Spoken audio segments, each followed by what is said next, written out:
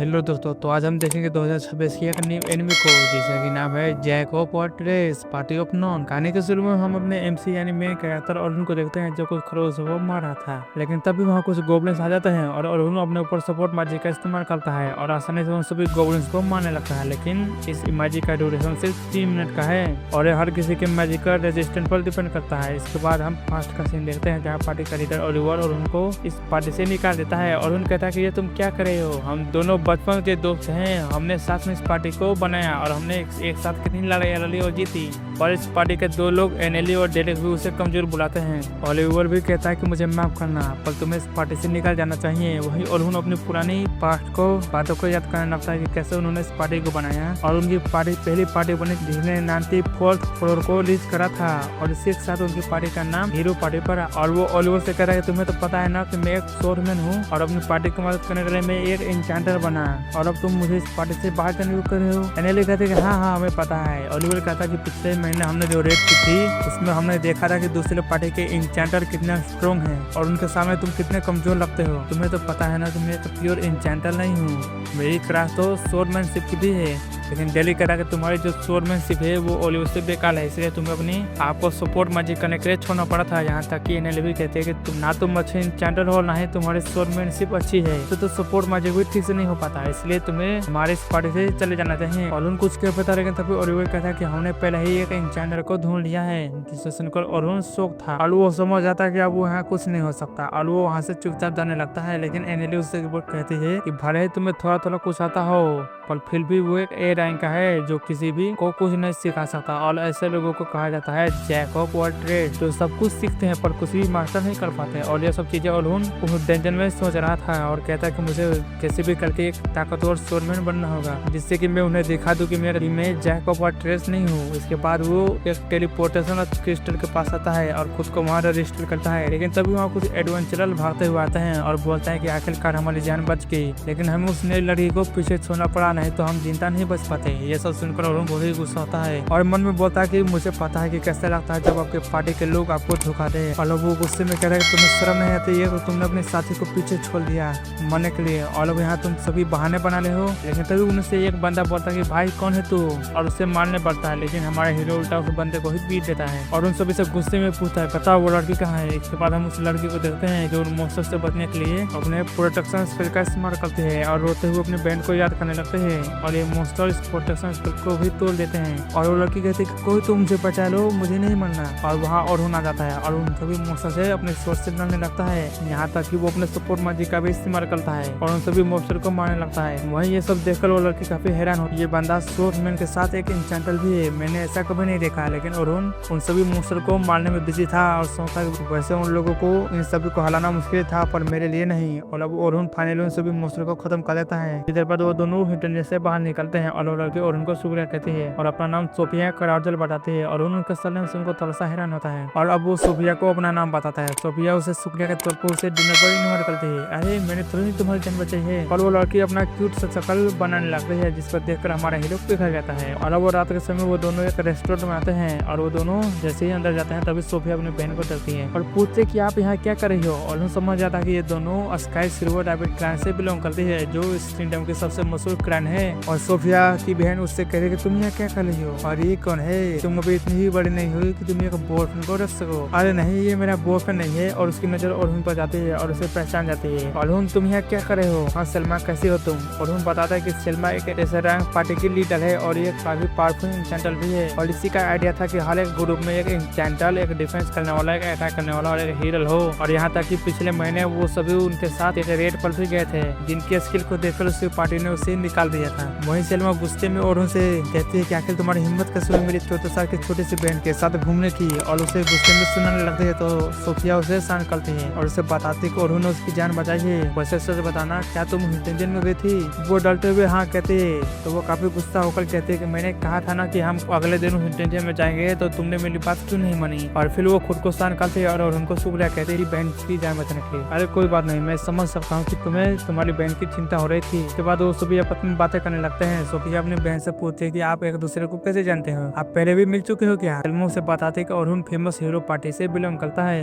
इसको सुनकर तो सोफिया काफी ज्यादा शर्माने लगती है। अरुण कहता है कि वो सभी पुरानी बातें हैं, अब मैं हीरो पार्टी का मेंबर नहीं हूँ, मैंने वो पार्टी कहीं छोड़ दी। अच्छा, इसका मतलब तुम अभी फ्री हो। हाँ बिल्कुल। वो सोचता है कि सलमा उसे अपने पार्टी में शामिल करना चाहती है और उसे कहता कि मैं अभी किसी की पार्टी को ज्वाइन नहीं करना चाहता। अरे नहीं, मैं ये नहीं कर रही थी, मेरे पास तुम्हारे लिए काम है जिसका कि तुम्हें एक अच्छा पैसा मैं दूंगी। ऐसा काम? सलमा कह रही है कि तुम्हें टीचर का काम करना है, जो हमारे क्लैन के कुछ न्यू रिक्रूटमेंट के साथ तुम्हें डंजन में जाना है और तुम्हें 3 दिन के अंदर उस डंजन के 50 फ्लोर को कवर करना होगा। तुम्हारा दिमाग तो ठीक है, ये काफी खतरनाक है और जो तुम नए रिक्रूटमेंट को भेजोगी वो डंजन के बॉस को नहीं हरा सकते और वो बेकार में ही मारे जाएंगे। ये सुनकर वो काफी इंप्रेस होती है और बोलते कि मुझे पता है कि उनमें से कई लोग डंजन बॉस को नहीं हरा सकते और कई लोग मारे भी जाएंगे, लेकिन जो अनुभवी होंगे वो लोग डंजन के बॉस को हरा कर रजिस्टर कर देंगे, तो हम डंजन का और डीप पार्ट को भी एक्सप्लोर कर पाएंगे। सलमा और उनका हाथ पर कहते हैं कि मैं तुम्हारी काफी रिस्पेक्ट करती हूँ। मुझे पता है कि सलमा मेरी काफी रिस्पेक्ट करती है, पर मैं काफी ज्यादा कमजोर हूँ, इसलिए मुझे हीरो पार्टी से निकाला गया था। थोड़ा सोचने के बाद वो सलमा को मना कर देता है क्योंकि उसके कुछ अलग प्लान है और तभी वहाँ सोफिया कहते हैं कि वो भी उनके साथ जा रही है, तो क्या वो उसकी मदद करने के लिए आएगा। ठीक है, मैं सोच कर बताऊंगा। इसके बाद अरुण एक शॉप में आता है जहाँ एक बूढ़े आदमी होते हैं। अरे अरुण तुम हो? अच्छा वो तुम आ गए, मैं सबको बंद करने वाला ही था। उसके बाद अरुण दादाजी को सब कुछ बताने लगता है कि उसके साथ क्या हुआ और अब वो उनकी मदद नहीं कर सकता क्योंकि अब वो हीरो पार्टी का मेंबर नहीं है। और वो दादाजी कहते हैं कि तुमने जो कुछ भी मेरे लिए फ्री में किया उसके लिए तुम्हारा मैं हमेशा शुक्रगुजार रहूंगा। जिसको सुनकर तो वो काफी ज्यादा इमोशनल हो जाता है। अगले दिन वो सलमा के पास आता है। सलमा पूछती है कर से तुम काफी अच्छे लग रहे हो, लगता है हीरो पार्टी छोड़ने का बोझ तुम बस उतर गया। और शांत होकर कहता है कि हाँ। तो दोस्तों ये तो हम देखते हैं अरुण को जो सलमा के गिल्ड में आया होता है जिसका कि नाम स्काई सिल्वर रैबिट होता है। वही गिल्ड मास्टर अरुण को देखकर थोड़ा सा हैरान होता है और अपना इंट्रोडक्शन देता है कि मेरा नाम विंस है। और अरुण भी विंस को अपना इंट्रोडक्शन देता है। तभी विंस पूछता है कि मैंने सुना कि तुमने हीरो पार्टी को छोड़ दिया है। हाँ आपने सही सुना, मैंने हीरो पार्टी को छोड़ दिया है।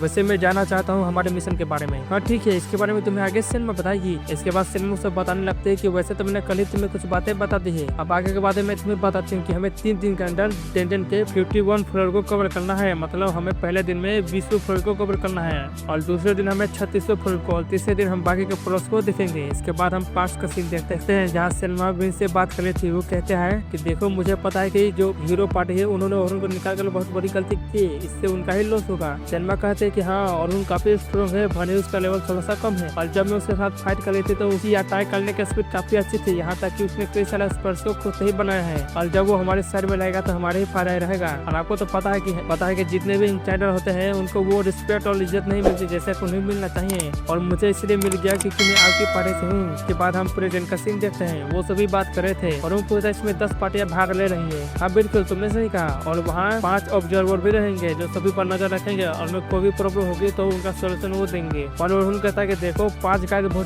बहुत ही कम है, मतलब वहाँ कई सारे पार्टी के लोग होंगे और 5 गाइड काफी कम है। मुझे लगता है कि वहाँ हमारे साथ कम से कम एक ए रैंक का पार्टी को होना चाहिए। सलमा मन में सोचते कि इसको हमारे ऊपर सब हो रहा है और कहते देखो हम वहाँ स्ट्रॉन्ग टीम को ले जा सकते हैं, पर जो बाकी के लोग हैं उनकी बिल्कुल भी ठीक से ट्रेनिंग नहीं हो पाएगी। और ये सब सुनकर तो अरुण को भी उन पर शक हो जाता है। इसके बाद विंस कहता है कि अरुण मैं तुम्हें 3 दिन के काम करने के लिए 12 गोल्ड कॉइन दूंगा। इसको सुनकर तो काफी हैरान हो जाता है। देखो अभी एडवांस के तौर पर मैं तुम्हें सिर्फ 2 गोल्ड कॉइन दूंगा और बाकी के 10 कॉइन मैं तुम्हें काम पूरा होने के बाद दे दूंगा। वही अरुण कहता है कि आपको नहीं लगता कि थोड़ा ज्यादा है, मतलब ये तो मेरे लिए पूरे साल भर की कमाई से भी ज्यादा है। और सलमा कहते हैं कि चीजें तुम काफी कमाल के हो इसलिए। इसके अगले सीन में हम डंजन का सीन देखते हैं जहाँ बाकी के सभी लोग इकट्ठा हो चुके थे। वहीं अरुण भी आ जाता है और बाकी सभी से काफी दूर होता है और वहाँ उस डंजन के गेट को देखने लगता है और तभी वहाँ सलमा और सोफिया आ जाती है। वो देखता है कि सोफिया आज काफी अच्छे लग रही है, इसलिए वो उसका थोड़ी सी बहुत तारीफ करता है और सोफिया शर्माते हुए उसे थैंक्स बोलती है, जिसको देखकर तो सलमा की जल जाती है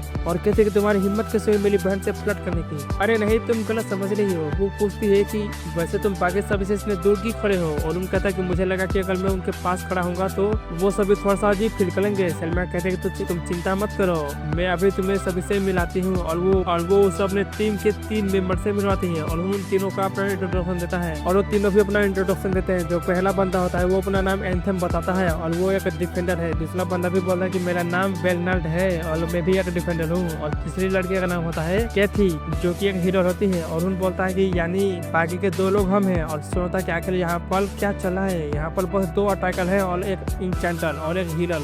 वैसे तो टीम टीम पूल है, पर यहाँ एक अटैकर का होना भी जरूरी है। वैसे मुझे लगता है कि वो 5वां अटैकर उन्होंने मुझे ही चुन लिया है और वो इसके बारे में सोचने लगता है। ये देखकर सेल्मा भी समझ आते हैं कि अरुण को धीरे धीरे समझ आ रहा है और ये काफी प्रॉब्लम की बात है। इसके बाद हम पास्ट का सीन देखते हैं जहाँ विंस सेल्मा से कहता है कि मुझे पता है कि तुम्हें कैसा लग रहा होगा अपने एक पावरफुल एज को खोकर, जो हमेशा ही तुम्हारे साथ लड़ाई में जाता था, पर क्या अरुण उसकी जगह को ले पाएगा जो वो नहीं पता, पर मुझे लगता है कि अरुण काफी काम का है। इसके बाद हम प्रेजेंट का सीन देखते हैं। सेल्मा बोलते हैं कि चलो मैं तुम्हें बच्चों से मिलवाती हूँ और वो सभी को अरुण के बारे में बताने लगते हैं कि ये बंदा काफी कमाल का है क्योंकि ये हीरो पार्टी से बिलोंग करता है, जिसको सुनकर तो अरुण भी थोड़ा हैरान होता है। वही बच्चे ये सुनकर काफी खुश हो जाते हैं। वही सेल्मा उन सभी बच्चों से कहती है कि अरुण ने पहले ही डेंजन के 94th फ्लोर को कवर कर लिया है, तो तुम सब बिल्कुल भी डरना मत। वही अरुण बोलता है कि सेल्मा ये कुछ ज्यादा ही नहीं हो गया? अरे ऐसी बात नहीं, तुमने 94th फ्लोर को क्लियर तो कर रखा है ना? हाँ वैसे मैं 94th फ्लोर पर तो गया हूँ, पर वो खुश था। इसके बाद सेल्मा उसे बताते कि तुम्हारा 10वां स्क्वाड है और वो अपने स्क्वाड से मिलता है जिनमें बस 3 लोग ही थे। और उन पूछता कि हाँ और कोई आने वाला है? इस पर ये लड़का ना बोलता है और अपना नाम वो लोगन बताता है और कहता है कि यहाँ पर हम काफी स्ट्रॉन्ग है, इसीलिए कोई भी बच्चा हमारे आगे नहीं टिक पाता और इसीलिए कोई भी हमारी टीम में नहीं आना चाहता है, जिसकी वजह से हम 3 ही लोग हैं। चलो कोई बात नहीं, तुम सभी अपना अपना इंट्रोडक्शन दो। और वो अपना इंट्रोडक्शन देते हैं और जो लोगन होता है वो एक इंचार्जर होता है और बोलता है कि एक दिन में सेल्मा को सरपास करने वाला हूँ। ये तो काफी अच्छी बात है। इसके बाद एक लड़की अपना नाम कैरोलिन बताती है और मैं एक डिफेंडर हूँ और फाइट के दौरान मैं अपने सीट से नहीं बल्कि मैं अपने स्पीड से अटैक्स को डोज करती हूँ। वही और बताते कि डिफेंडर कई तरह के होते हैं, एक तो जो अपनी सीट का इस्तेमाल करते हैं और दूसरे जो अपने स्पीड का इस्तेमाल करते हैं। और आखिर में सोफिया खुद को इंट्रोड्यूस करती है और वो एक हीरो होती है। इसके बाद वो सभी डंजन के अंदर आ जाते हैं। तभी जा रहे थे तभी कैरोलिना और इनसे पूछती है कि आप सच में हीरो पार्टी के मेंबर थे और अगर आप थे तो आपने पार्टी को क्यों छोड़ा? और अरुण उसे बोलता है कि देखो तुम्हें अपने काम पे ध्यान देना चाहिए ना कि मेरे ऊपर। इसके बाद वो सभी आगे बढ़ने लगते हैं लेकिन तभी उनके पीछे तो मॉन्स्टर आने लगते हैं, लेकिन अरुण अपने स्पीड से उन्हें आसानी से खत्म कर देता है और कहता है कि हम फालतू में फाइट कर अपनी एनर्जी को क्यों वेस्ट करें, हमें आगे डंजन के 20वें फ्लोर तक जाना है, तो बेकार में हम फाइट कर अपनी एनर्जी को क्यों वेस्ट करें। इसके बाद वो फाइनली डंजन के 20वें फ्लोर को कवर करते हैं। वही अरुण उन तीनों के बारे में काफी कुछ जान चुका था और मन में बोलता है कि लोगन के अंदर काफी पोटेंशियल है और एक अच्छा इंचार्जर बन सकता है और कैरोलिना भी अच्छी है, ये भी फ्यूचर में काफी अच्छा कर सकती है और सोफिया काफी अच्छी है। भले ही वो उन दोनों जितनी पावरफुल नहीं है पर आगे जाकर वो भी अच्छा करने लगेगी, लेकिन इन तीनों में बस एक चीज की कमी है और वो है टीम वर्क। ये हमेशा लड़ते रहते हैं। वही सेल्मा टीम वाले का हम देखते हैं जो 20वें फ्लोर के बॉस को हरा देते हैं और वहाँ अरुण के ग्रुप वाले भी पहुंच जाते हैं और सेल्मा आती है और कहते हैं कि आखिर हमने 20वें फ्लोर को कवर कर लिया। इसके बाद वो सभी क्रिस्टल पर रजिस्टर करते हैं। इसके बाद सेल्मा अरुण से मिलती है और पूछते तो तुम्हें कैसा लगा? वो बोलता है कि वैसे तो सब कुछ ठीक था, बस उन सभी में थोड़ी सी टीम वर्क की कमी है। सेल्मा बोलते हैं कि टीम वर्क धीरे धीरे वो समझ जाएंगे। इसके बाद हम अगले दिन का सीन देखते हैं जहाँ अरुण एक न्यूज पेपर को देख रहा था जिसमें हीरो पार्टी ने अपने टीम के एक न्यू इंचार्जर के बारे में इश्तिहार दिया था, लेकिन उन्होंने अरुण के बारे में काफी कुछ भरा बुरा लिखा था, जिसको देखकर तो अरुण काफी शौक था और बोलता है कि उन्हें ऐसा नहीं करना चाहिए, ये बहुत गलत बात है, कहीं ऐसा ना हो कि जो पार्टी के साथ वो काम करना है वो उसे निकाल दे। ये सब सोचते हुए वो वहाँ से जाने लगता है, लेकिन तब उसे एक लड़की रोकती है और इस लड़की का नाम लूना होता है और वो भी हीरो पार्टी में है और बताता है कि और बोलता है कि एक लूना ही थी जो उससे अच्छे से बात करती थी, बाकी सभी उससे काफी बदतमीजी से बात करते थे। और लूना उसके पास आती है और बोलते हैं अरुण चलो हम वापस हीरो पार्टी में वापस लौटेंगे, जिस पर अरुण से मना कर देता है कि मैं अब वहाँ नहीं जाऊंगा। और वो बोलते हैं कि तुम ऐसा नहीं कर सकते, तुमने हमसे प्रॉमिस किया था कि हम साथ में डंजन को क्लियर करेंगे, ऐसे तो हमारा प्रॉमिस टूट जाएगा। जिस पर अरुण उसे बताता है कि मैंने प्रॉमिस तुम्हें नहीं बल्कि पूरी टीम को किया था, लेकिन ओलिवर ने उसे अपनी टीम से बाहर निकाल दिया और अब मैं कभी उस टीम में वापस नहीं जाऊंगा। लूना उसे काफी रिक्वेस्ट करती है पर वो उसे वही मना कर लेता है और इतना बोलकर वहाँ से जाने लगता है और जाते और अपने पास्ट की बातों को याद करने लगता है। मैं चाहता था कि हम साथ में अपने प्रॉमिस को पूरा कर लें और वो अपने पास्ट की बातों को याद करने लगता है। जहाँ ओलिवर लूना बचपन के दोस्त है, वहीं उन्होंने बोलता है कि जो उन्होंने मेरे साथ किया मैं उन्हें कभी माफ नहीं करूंगा। इसके लिए अब काफी देर हो चुकी है और इसी के साथ ये कमाल का एपिसोड यही खत्म होता है। वीडियो पसंद आए तो वीडियो को लाइक शेयर और चैनल को भी सब्सक्राइब जरूर करें। मिलते हैं अगले एपिसोड में, तब तक के लिए बाय।